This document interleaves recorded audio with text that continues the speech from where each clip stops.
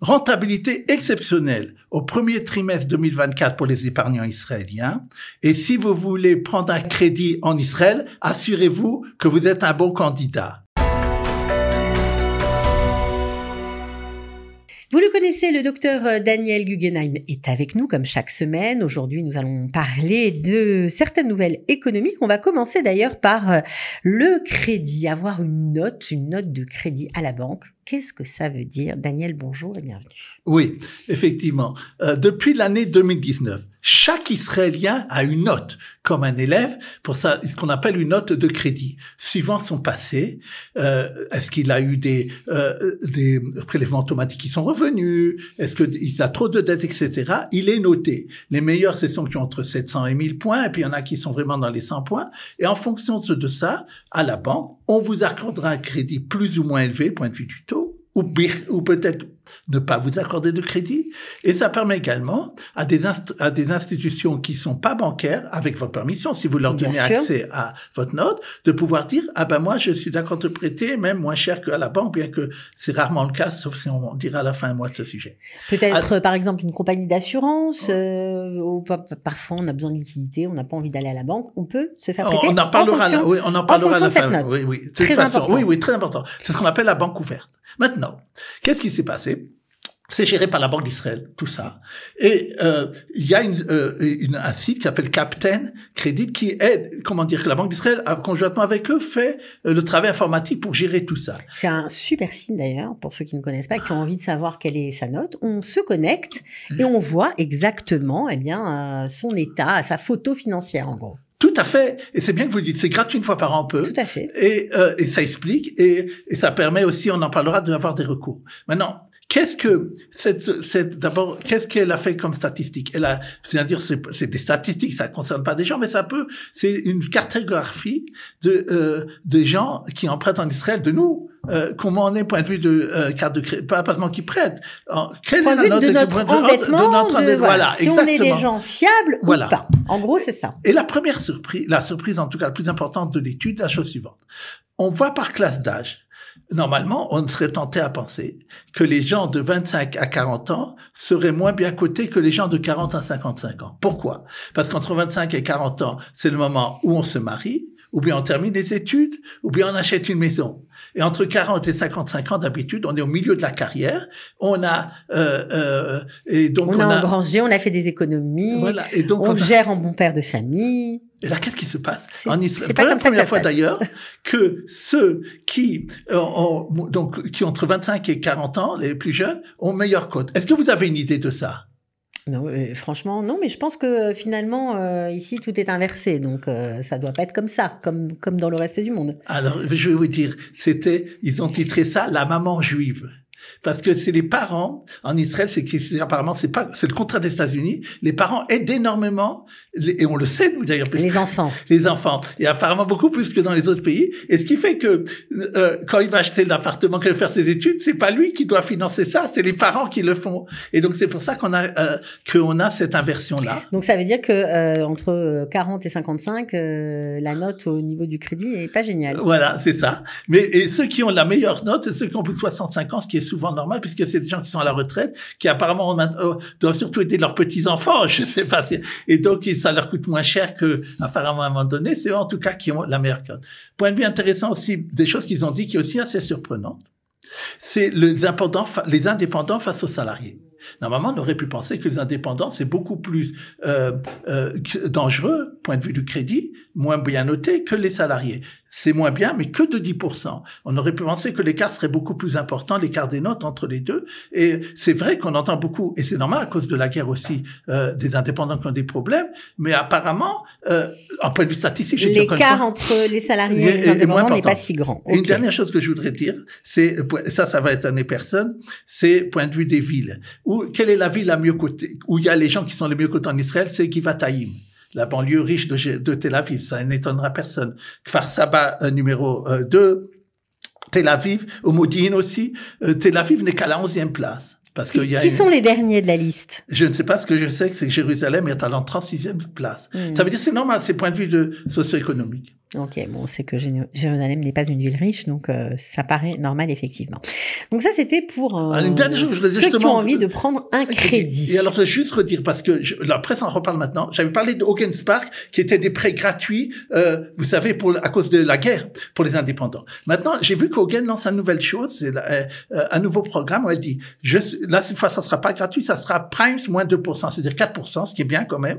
Toute personne qui est indépendant et qui a fait Milouim de 1 mois, je lui donnerai un prêt, mais là, jusqu'à 600 000 shekels, ils disent dans la presse. Ah, c'est génial. Et donc, c'est génial, c'est à savoir, et donc, je voudrais le signaler. Donc, 600 000 shekels à 4% si vous avez fait au moins 1 mois de Milouim. Donc, c'est à noter, évidemment. Donc, ça, merci pour l'info, Daniel. Je crois qu'il y a des gens qui seront ravis, évidemment, de cette nouvelle. On continue avec la banque digitale One Zero. Alors, d'abord, pour ceux qui ne connaissent pas, la banque digitale, avant d'expliquer sa particularité aujourd'hui, c'est quoi cette banque digitale One Zero? Oui, vous avez raison de dire que peut-être pas tout le monde connaît parce qu'en vérité, elle n'a pas tellement de succès.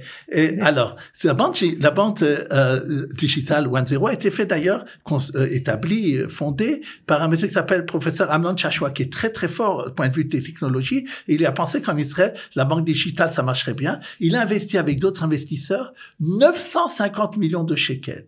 Pour l'instant, il a de ces 950 millions de shekels, après 1 an et demi d'activité, vraiment 1 an qui a été fait maintenant en 2023 et quelques mois avant, 650 000 shekels de pertes sur les 950 millions de shekels engagés. C'est beaucoup, 67%. Alors est-ce qu'elle est fiable, cette banque One Digital Zero? Ça fait peur quand vous nous annoncez ces chiffres-là. D'abord, fiable dans le sens, si les gens ont mis des dépôts là-bas, il n'y aura pas de problème, de toute façon, qu'ils payent. Okay. On va en parler dans les dépôts, c'est des chiffres très très faibles. Mais ce que je veux dire, c'est que ils ont donc cette banque digitale a eu énormément de mal à se faire, à démarrer. D'abord, a eu des grands frais de se faire. Et elle pensait faire quelque chose de très nouveau en Israël. Mais en vérité, ce qui se passe, c'est que les banques connues, classiques... Quelle est la particularité de cette banque? C'est quoi? C'est qu'il n'y a pas une personne en face de vous, humain, qui va vous parler, mais que c'est digital. Or, nous avons déjà, malheureusement, dans la plupart de nos services de bancaires, déjà une grande partie qui est digitale. Lumi avait fait Pepper, etc. Donc, en vérité, c'était pas une innovation qui devait changer les règles du jeu. Et qu'est-ce qu'on attendait? À ce que ça soit moins cher? Non, c'est pas vraiment cher que les autres. Par exemple, vous avez parlé de dépôts et de fiabilité. Elle propose des dépôts, c'est vrai que les taux d'intérêt, et elle en fait de la pub pour ça, ou qu'est-ce qu'elle a énormément de publicité là-dessus et de frais là-dessus, elle donne un peu mieux que ce qu'une banque donnerait, peut-être 1,5% on va dire, mais c'est pas une innovation bouleversante. Tout à fait. Et c'est des chiffres très, très faibles. Je crois qu'il y a 1 million de clients qui est là-bas et il y a 700 milliards de shekels qui sont dans tout Israël dans les dépôts et eux, ils en ont 1 milliard. Donc, c'est rien du tout, quoi. C'est quelque chose de très, très faible. 1-2% alors, par rapport. Est-ce que cette banque digitale One Zero a de beaux jours devant elle ou on va dire que elle va bientôt fermer ses portes? Eux, ils disent qu'ils attendent la fin 2025 pour être pour faire du profit.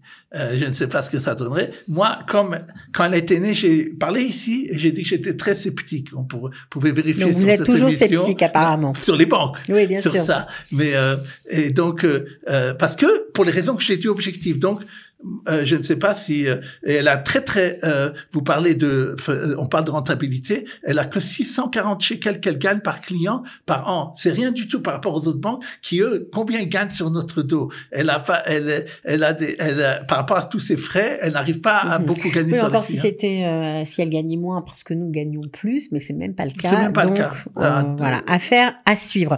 On continue avec l'épargne des Israéliens. Alors on en est où? Est-ce qu'ils ont été de bons élèves les Israéliens cette année? C'est pas une question de bons élèves, c'est que le premier trimestre 2024 a été exceptionnel. Alors, voilà. Les titres ont été dans la presse. On a gagné en 3 mois ce qu'on gagne d'habitude dans une bonne année. Je vais donner quelques chiffres pour comprendre des gens. Et comme ça, vous savez, si vous saurez si vous avez bien gagné dans le premier trimestre. Ce qu'on appelle l'épargne ici à moyen long terme. Je parle des coupons Gimel, caisses de retraite, Keren Ishtalmut, fonds de formation, les caisses de retraite privées, tout ça, dans ce qu'on appelle le circuit général. Vous savez, c'est ce que la plupart sont là-bas. Ils ont eu 4% en 3 mois. C'est énorme. Et je ne veux pas dire que ça va continuer obligatoirement, mais vous vous rendez compte ce que ça veut dire par an. Disons que la guerre, en général, dans ces cas-là, on a envie d'épargner, on pense à l'avenir, on est un peu stressé, on dépense moins. Donc peut-être que tout ça peut s'expliquer comme ça. D'abord une partie, c'est vrai, vous avez raison, il y a eu plus d'épargnants de façon globale dans le marché financier. Mais ce qu'il y a, c'est que le marché financier en Israël, dans le monde, a été très profitable, très rentable dans ces 3 mois. C'est surtout ça qui s'est passé. Et pour revenir, et même si ces gens-là étaient pour les caisses de retraite dans les circuits qui sont de actions, comme on appelle, qui sont beaucoup plus dangereuses, là, ça a été du 8%. Donc c'est vraiment très important pour 3 mois, quoi. Et donc ça veut dire bien entendu que faites très attention, ça peut être volatile et ça peut être très possible que on ait des moins bonnes performances après dans l'année. Mais je vais dire, tout le monde est étonné de ça. Il faut dire que c'est un phénomène mondial que Israël a eu. Donc c'est pas toutes les bourses mondiales ont eu des très bons chiffres. Par exemple, Israël, la bourse de Tel Aviv, elle a augmenté elle-même autour de 8% dans les indices phares. C'est très important. Donc ça aussi, ça a joué. Maintenant, pour revenir à ce que vous avez dit, ce qui est intéressant, c'est qu'il y a plus d'épargnants. Il y a eu plus de gens qui ont mis de l'argent dans des SICAV, que ça soit les SICAV monétaires dont je parle beaucoup, les Caspian Chikliot, aussi, bien sûr, 6 milliards en plus. Ils vous ont écouté, Daniel. Ils nous ont écouté, mais ça a été dans l'ensemble des SICAV, il y a aussi des chiffres très importants. On est passé maintenant près de 500 milliards de shekels qui sont investis dans les différentes SICAV, 80 en plus dans ces 3 mois-là. Donc, c'est également... Donc, on va dire que l'économie israélienne, malgré tout ce que nous sommes en train de vivre, reste saine. Oui, et d'ailleurs, puisque vous le dites, il y a eu deux bonnes nouvelles qui sont venues. La Banque d'Israël qui a dit « Mon indice général a augmenté de 0,46%, ce qui est énorme en temps de guerre. » Et Fitch qui a dit « Moi, je baisse pas la note d'Israël alors que Moody's l'avait fait. Perspective négative, mais moi, je décide de pas la baisser. » Donc, c'était aussi une bonne... ça a été cette semaine, ça a été une bonne annonce pour les épargnants et l'économie israélienne. Eh ben, on est très content de l'apprendre et on continue avec on termine avec une bonne nouvelle, comme on le fait chaque semaine.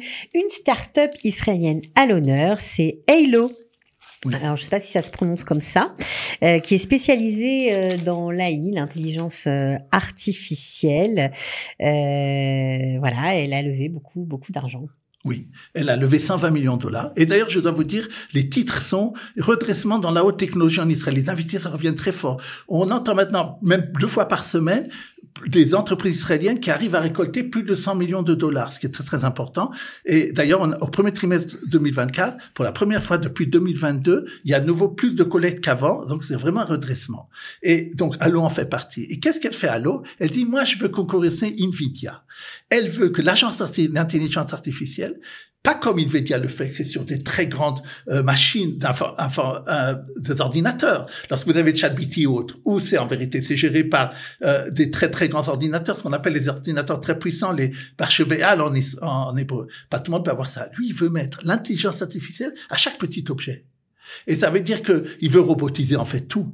Les caméras, tout sera, c'est son but, c'est de tout mettre dans tout n'importe quel appareil. Et donc, c'est un marché, elle est très importante. Elle a 300% de croissance par an, 100 millions de dollars qu'elle arrive à faire, ce qui explique son succès. Déjà, en 2022, elle a déjà dépassé d'être une licorne, c'est-à-dire de valoir plus de 1 milliard de dollars. Donc, son succès tient à ce qu'on vient de dire. Eh ben, bravo à eux. Voilà, on espère que nous, ils vont pas nous robotiser parce que sinon ce sera un peu triste. On verra si on est encore là la semaine prochaine. En tout cas, merci Daniel et on se retrouve bien sûr pour une prochaine émission avec plaisir. Avec plaisir.